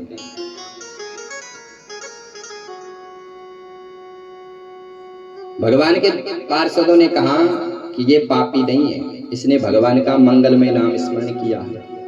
ये पापी रहा होगा लेकिन अब ये पापी नहीं है। यमराज के दूतों ने कहा कि अरे भैया तुमको धोखा हो रहा है, इसने तुम्हारे भगवान का नाम नहीं लिया बल्कि अपने पुत्र का नाम लिया। भगवान के पार्षदों ने कहा कि देखो भैया, चाहे इसने अपने पुत्र का नाम लिया लेकिन नाम तो हमारे स्वामी का आया। अरे इसके पुत्र का नाम तो 2-4 वर्ष पहले रखा होगा, लेकिन हमारे स्वामी का नाम तो अनादिकाल से है। भगवान के पार्षद कहते हैं कि दूतों वस्तु शक्ति ज्ञान की अपेक्षा नहीं रखती है। जो शक्ति वस्तु में होगी, तुमको ज्ञान है चाहे नहीं है, अगर तुमने उसका स्पर्श किया तो फिर वो अपनी शक्ति प्रदर्शित करेगी। जैसे अमृत में अमरत्व की शक्ति है, आपको ज्ञान हो चाहे न हो, अगर पी लिया तो अमर होना पड़ेगा। विष में मारक शक्ति है, चाहे ज्ञान हो चाहे नहीं हो, अगर पी लिया तो मरना ही पड़ेगा।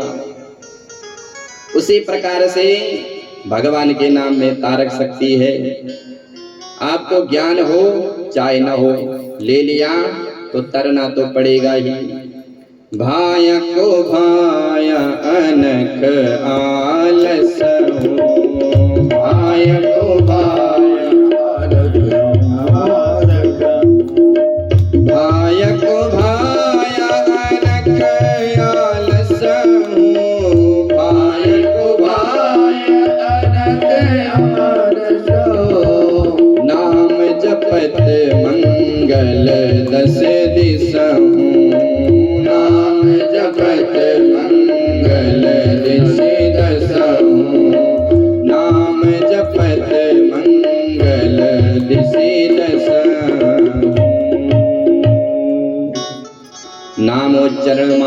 ही हरे पश्चिद पुत्र का, अजामिलो पिए नैवा मृत्यु पासाद मुच्यता। अंत में जब यमराज के दूत नहीं माने तो विष्णु दूतों ने ऐसी पिटाई करी कि भागते ही नजर आए और सीधे यमराज के सामने अपना कालपाश दंड फेंक दिया। महाराज आज से आपकी नौकरी बंद। क्या बात होगी? बोले महाराज आपने भेजा था उसको मारने के लिए, पकड़ने के लिए, वो तो पकड़ में नहीं आया, पिट करके हमको आना पड़ा। बोले तुमको किसने पीटा? बोले महाराज हम नहीं जानते हो, चमकीले चमकीले वस्त्र वाले 2-4 आए और उन्होंने हमको मार मार के भगा दिया। बोले कुछ तो बोला होगा उन्होंने। बोले महाराज नारायण नारायण कह रहे थे। जैसे नारायण शब्द सुना तो यमराज ने दूतों के मुख पर अपना हाथ रख दिया, खबरदार जो यहाँ पर ये नाम लिया, अगर यहाँ पर तुमने इस नाम का उच्चारण किया तो मैंने जितना भी कारोबार खोला है, जितने भी मेरे पापी हैं वो सब तर करके उद्धार हो जाएगा। इसलिए पेट्रोल पंप के सामने माचिस जलाना हानिकारक हो सकता है। यहाँ पर जितना भी मैंने ये कारोबार खोला है सब मेरा कारोबार ठप हो जाएगा। यमराज के दूतों ने कहा महाराज आप हमको स्पष्ट बता दीजिए कि हम किसको पकड़े और किसको न पकड़े। बोले तो नोट करो। यमराज कह रहे हैं जिह्वान भक्ति भगवत गुण नाम ध्येयम चेतश्चन स्मरति तच्चरणारविंदम कृष्णाय नो नमते क्षर एकदापि तान आनयध्वमसतो कृत विष्णु कृत्यान्। हे दूतों, जिह्वान भक्ति भगवत गुण नाम ध्येयम, जिसने कभी अपनी जिह्वा से भगवान का नाम नहीं लिया, जिसने कभी अपने सिर को भगवान के चरणों में नहीं झुकाया, जिसने इन हाथों को भगवान की सेवा में नहीं लगाया, जिसने इन चरणों से कभी तीर्थ यात्रा नहीं करी है, तान आनयध्वमसतो कृत विष्णु कृत्यान्, ऐसे पापियों को लाया करो। उनके लिए मैंने यहाँ पर ये गैराज खोल रखा है, उन्हीं की सफाई में यहाँ पर करता हूँ। पर खबरदार जो भगवान के नाम लेने वाले को यहाँ लाया, नाम की महिमा का गान किया। पायो जी मैंने राम रतन धन पायो, पायो जी मैंने राम रतन धन पायो, पायो जी मैंने राम रतन धन पायो, पायो जी मैंने राम रतन धन पायो। वस्तु अमोलिक दी मारे सतगुरु, वस्तु अमोलिक दी मारे सतगुरु, कृपा कर अपनायो, पायो जी मैंने राम रतन धन पायो, पायो जी मैंने राम रतन धन पायो।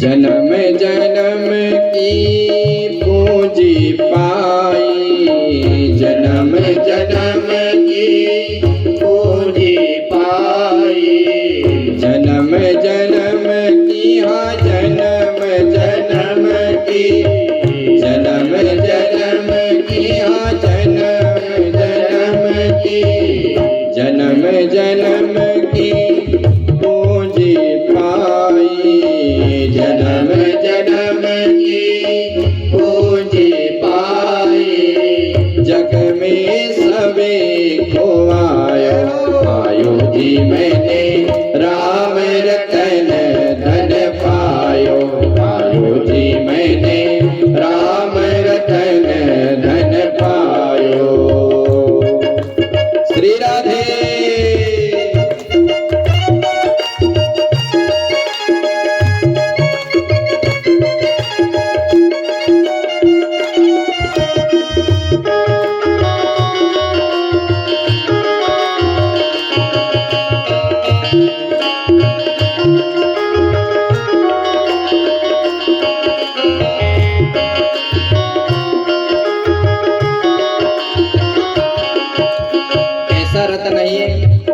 खर्चे न कोई चोर न लूटे, खर्चे न कोई चोर न लूटे, खर्चे न कोई चोर न लूटे, खर्चे न कोई चोर न लूटे।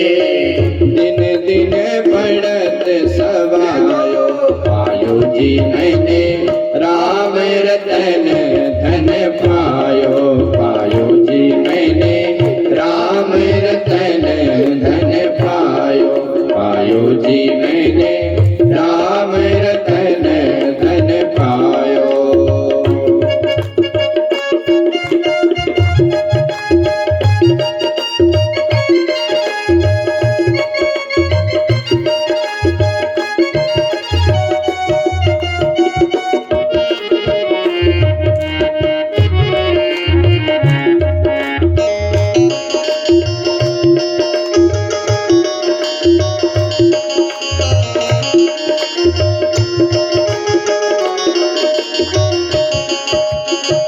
सत की नाव के बटिया सतगुरु, सत की नाव के बटिया सतगुरु, सत की नाव के बटिया सतगुरु, सत की नाव के बटिया सतगुरु। भवसागर तरी जायो पायो जी मैंने राम रतन धन पायो, पायो जी मैंने राम रतन धन पायो, पायो जी मैंने राम रतन धन पायो, पायो जी मैंने राम रतन धन पायो। इतिहास मिमं गुह्यं भगवान कुंभ संभवा, कथयामास मलया आसीनाम हरिहरचयन।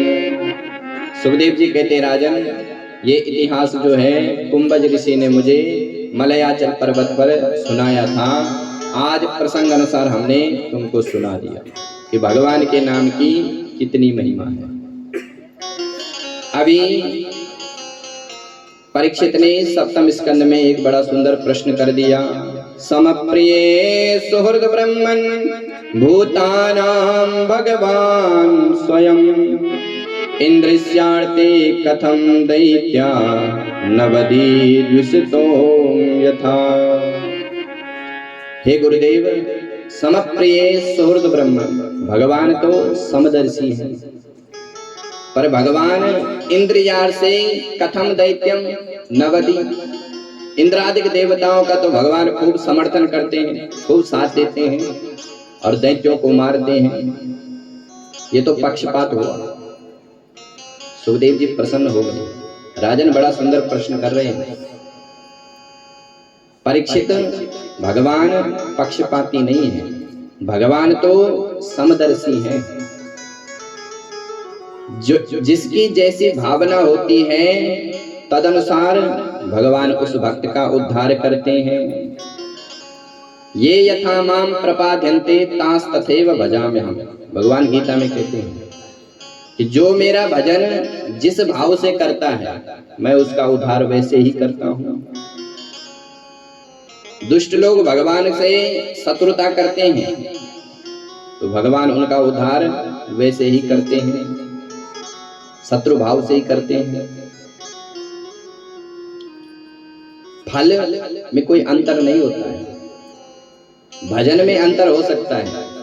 जो भक्त होते हैं वो भगवान से प्रेम करते हैं, लेकिन जो दुष्ट होते हैं भजन वो भी करते हैं, लेकिन उनका भजन करने का तरीका अलग है। वो भगवान को गालियां देते हैं और फिर भगवान उनका उद्धार कर देते हैं। रावण को क्या पता नहीं था कि भगवान राम साक्षात परब्रह्म है? रावण जानता था। खर दूषण मौसम बलवंता इन्हीं न मारे बिनु भगवंता। रावण जानता था कि खर दूषण मेरे समान बलवान थे, लेकिन राम जी ने उनको मारा है। लगता है कि भगवान ने अवतार ले लिया, तो अब क्या करें। रावण ने विचार किया कि मेरे से तो भजन होगा नहीं, क्योंकि हो ही ना भजन तामस दे, जो तामसिक लोग होते हैं उनसे भजन नहीं होता है। तो इंसान हट करे हो पहचानी, मैं इनसे हट पूर्वक जो है बैर करूंगा, और जब मैं बैर करूंगा तो इनका चिंतन बार बार चलेगा, और चिंतन से जो है भगवान मेरा उद्धार कर देंगे। एक बार दुष्टों ने भगवान से प्रार्थना करी कि हे प्रभु, हम ना होते तो आप भी ना होते। बोले क्या मतलब? बोले हम जब दुष्टता फैलाते हैं तभी तो आपको अवतार लेना पड़ता है, अगर हम दुष्ट ना बने तो आपको अवतार क्यों लेना पड़ेगा? तो भगवान ने कहा बात तो ठीक है। तो दुष्टों ने कहा सरकार हम पर भी कृपा करो। बोले भजन करो। बोले महाराज भजन करने लग गए तो दुष्टि किस बात की है? बोले तो तुम क्या कर सकते हैं?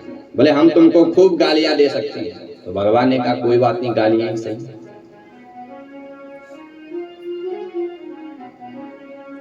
तो भाव अलग हो सकता है लेकिन फल में कोई भेद नहीं है। दो व्यक्ति जा रहे थे, दूर एक मणि पड़ी हुई थी। एक ने कहा कि ये तो करोड़ों की मणि है, दूसरे ने कहा नहीं नहीं मणि नहीं, ये तो आग का गोला है। तो जिसने आग का गोला मान करके मणि के पास गया तो उसको भी मणि की प्राप्ति हुई, जो मणि समझ करके उस मणि के पास गया उसको भी मणि की प्राप्ति हुई। फल में कोई भेद नहीं। सुखदेव जी कहते परीक्षित, काम क्रोधादि विकार जो हैं वो त्याज्य हैं, लेकिन अगर तुम उसको त्याग नहीं सकते हो तो उनको भगवान की तरफ मोड़ दो। तदर्पिता खिलाचारा सन काम क्रोधादि विमानादिकम तस्मिन् नैव करणीयम। उनको भगवान की ओर मोड़ दो। परीक्षित ने कहा सरकार काम क्रोधादि विकार से भी भगवान मिल सकते हैं क्या? बोले हाँ हाँ। बोले कोई प्रमाण? तो एक एक का प्रमाण दिया।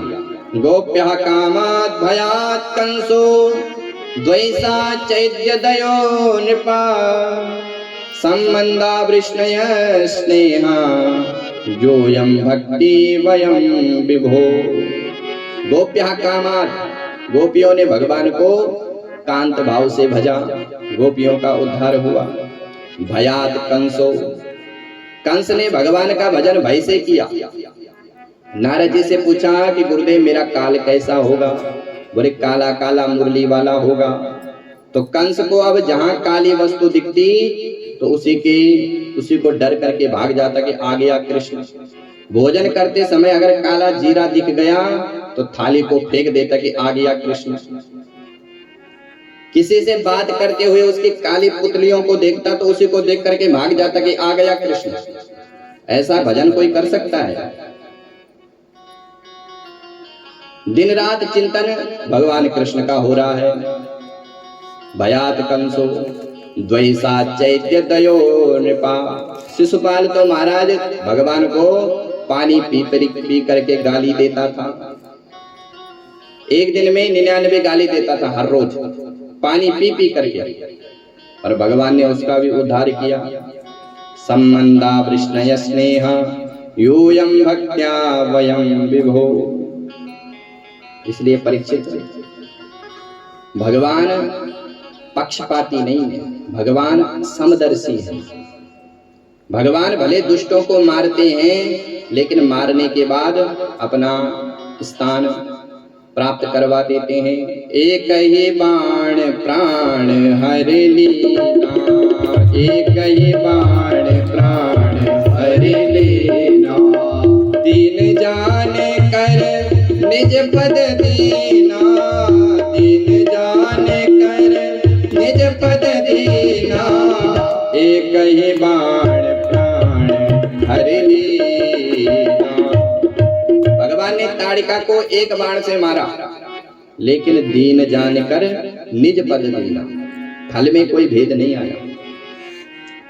सुखदेव जी कहते परीक्षित, अगर भगवान दैत्यों से पक्षपात करते तो भगवान ने प्रहलाद को गले से क्यों लगाया?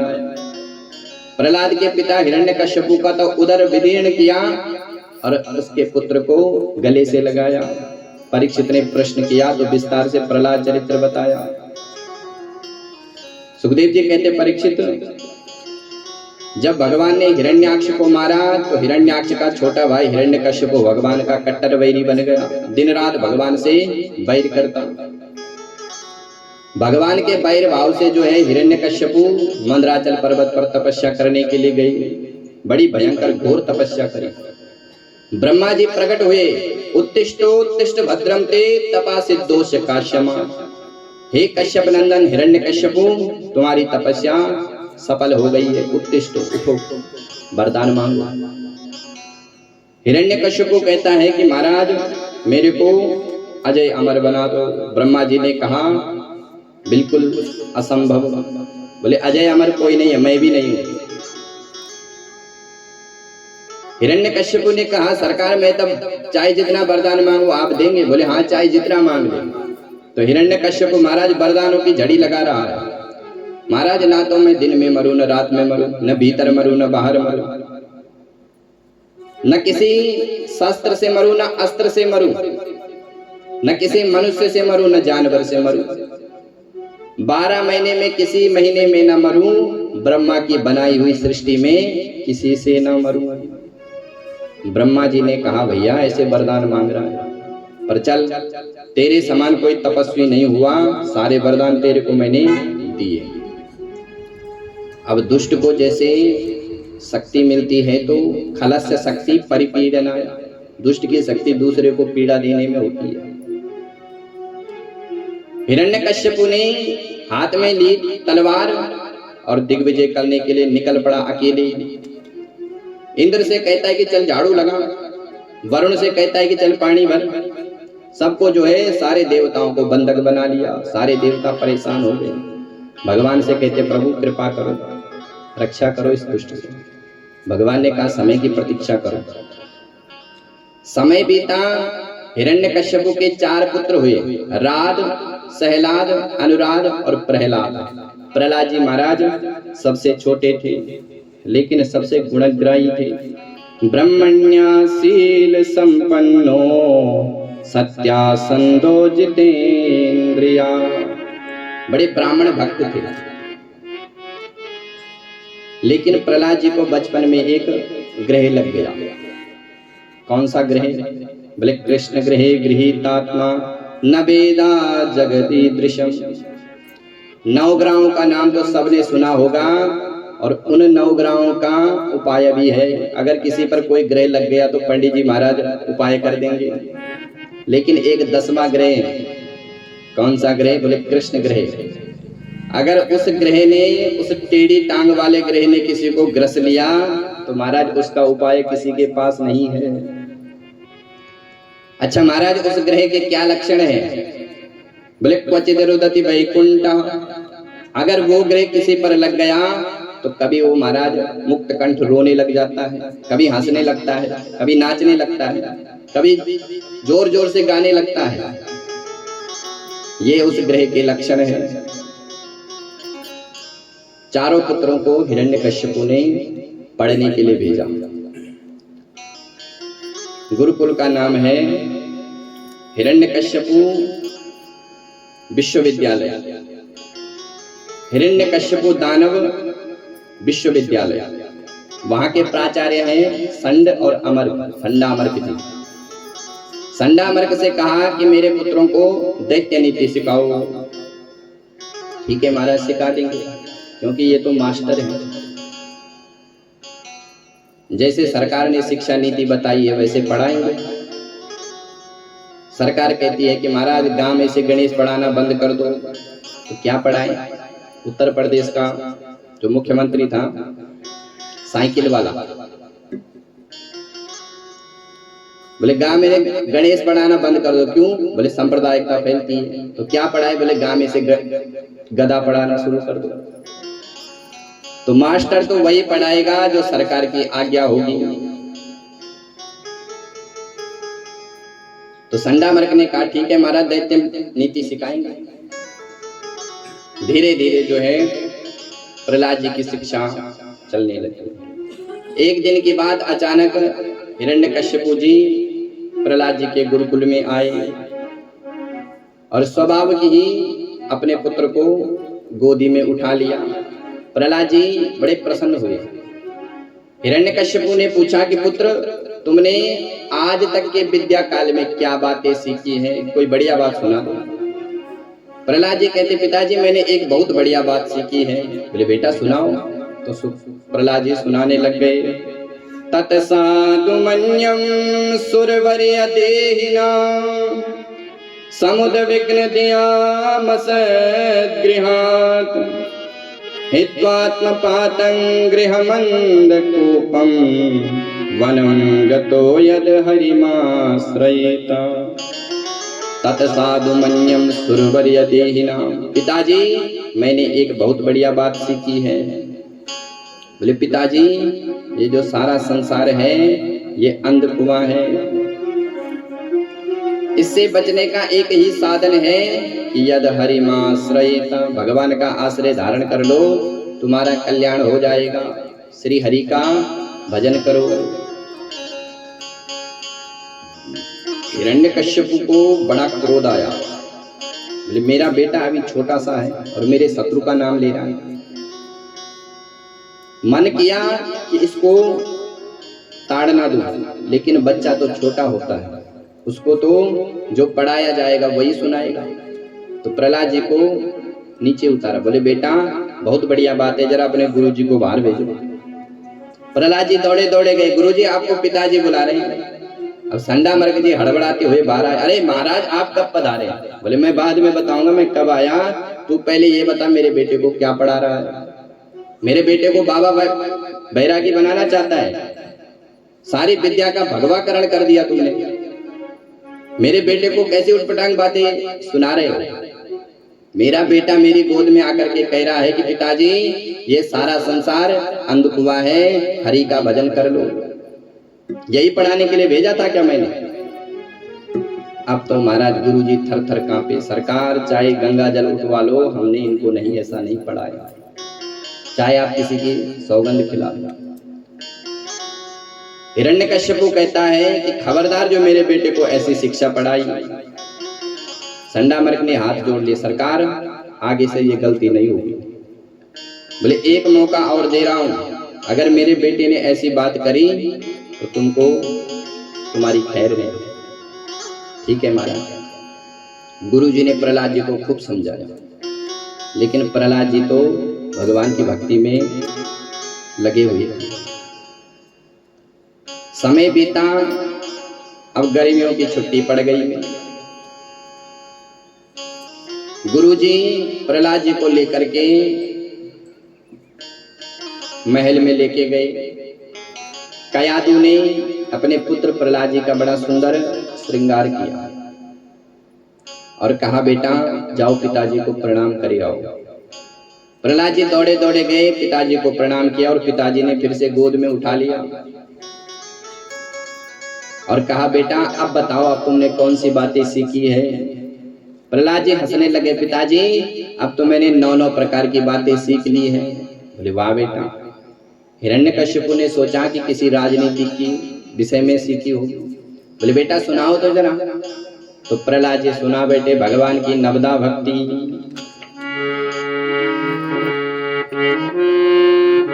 श्रवणं कीर्तनं विष्णु स्मरणं पादसेवनम् अर्चनं वन्दनं दास्यां सख्यमात्मनिवेदनम् इति पुंसार्पिता विष्णु भक्तिश्चैनवलक्षणम् क्रियते भगवत्यध्या तन्मन्येतीत्मुत्तमम्। श्रवणं कीर्तनं विष्णु। पिताजी भगवान का श्रवण करो, कीर्तन करो, स्मरण करो, गायन करो, वादन करो। जो श्रवण भक्ति का, जो नवदा भक्ति का व्याख्यान विस्तार से किया तो हिरण्यकश्यपु ने प्रहलाद को धरती पर पटक दिया और उठाई तलवार और गुरुजी के गले पर लगा दी। बोले दुष्ट ब्राह्मणों तुमने मेरे बेटे को इसकी शिक्षा को बढ़ाया है, अब मैं तुमको नहीं छोड़ूंगा। अब तो बेचारे गुरुजी थर थर कांपे, बोले महाराज हमने ऐसा नहीं पढ़ाया, ये तो पढ़ा पढ़ाया आया है। संडामर्क जी कहते हैं कि महाराज आप विचार करिए, आप थोड़ा चिंतन करिए कि इसकी बुद्धि ऐसे कैसे हो गई, कहीं ये आपकी मृत्यु का कारण न बन जाए। तो प्रहलाद जी को समझाए, बेटा तेरे को ऐसी बातें कौन पढ़ाता है, ये तो सब बेकार की बातें हैं। प्रहलाद जी ने भगवान की माया को प्रणाम किया, प्रभु धन्य है आपकी माया, जो अच्छी बातें करता है उसको लोग सुनते नहीं है, जो राजनीतिक की बातें करता है तो महाराज यहाँ पर भीड़ लग जाती है, लेकिन भगवान की कथा हो रही इसलिए बहुत कम लोग हैं। अगर कोई नेता आ रहा होता तो महाराज पैर रखने की जगह नहीं होती मंदिर में। तो माया को प्रणाम किया, धन्य है सरकार आपकी माया। हिरण्यकश्यपु ने बहुत समझाया, लेकिन जब नहीं माने तो हिरण्यकश्यपु ने दैत्यों को आदेश दिया, बोले ये प्रहलाद जो है ये मेरा दाहिना अंग है, लेकिन इस अंग में जो है एक बीमारी फैल गई, रोग फैल गया। नारायण भट्टी का रोग जो है मेरे पुत्र प्रहलाद में लग गया, और ये रोग संक्रामक भयंकर है, कोरोना की तरह फैल जाता है, आज यहाँ तो कल वहां, और धीरे धीरे ये रोग ऐसा फैलेगा पूरे गांव में कि कोई कंठीधारी तिलकधारी सब प्रकट हो जाएंगे। इसलिए रोग उत्पन्न हो रहा है तो इस रोग को यहीं पर खत्म कर दो। उसी समय जो है दैत्यों को आदेश दिया कि इस दुष्ट बालक को मृत्यु गृह में डाल दो। सारे दैत्य कूद पड़े, जल में डुबाया, पर्वत से गिराया, विषपान कराया, सर्पों से डंक मराया। होलिका देवी आई, जल करके नाश हो गई, लेकिन प्रहलाद जी टस से मस नहीं हुए। अब हिरण्यकश्यप फिर डर गया। इतने में गुरुजी आ गए, बोले महाराज एक मौका और दीजिए। बोले ठीक है ले जाओ इसको। अब गुरुजी आश्रम में लेके गए और वहीं पर इसकी शिक्षा होने लग गई प्रहलाद जी की। एक दिन की बात, गुरुजी कहीं सत्संग करने के लिए किसी दूसरे क्षेत्र में गए और इधर प्रहलाद जी अकेले हो गए और प्रहलाद जी के साथ अन्य शिष्य। प्रहलाद जी ने सभी शिष्यों को बुलाया, आओ आओ मित्रों एक खेल खेलते हैं। कौन सा खेल? बोले छुपम छुपाई। प्रहलाद जी के मित्र कहते हैं कि मित्र ये तो बड़ा पुराना खेल है, छुपम छुपाई। छुपम छुपाई में क्या होता है? बोले पहले हम छुपते हैं तुम ढूंढो, फिर तुम छुपो हम ढूंढेंगे।